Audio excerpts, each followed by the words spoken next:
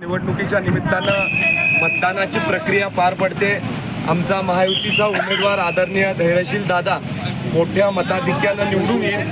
कराड आणि परिसरामधलं सगळं मतदान जे या मतदान केंद्रावर होतंय तिथं देखील मोठी आघाडी भारतीय जनता पक्ष मित्रपक्षांना मिळेल। महायुतीचा उमेदवार चांगल्या मतानं निवडून येईल याची आम्हाला खात्री वाटते।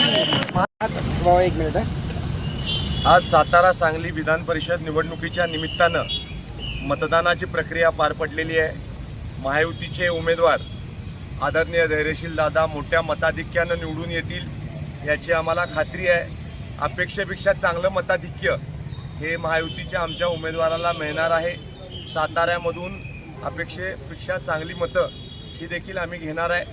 मतदारांना मतदान केंद्रापर्यंत आणून व्यवस्थित मतदान करून घेण्याची जबाबदारी पक्षाने माझ्यावर सोपवली होती ती मी पार पाडलेली आहे। आमचे आदरणीय नेते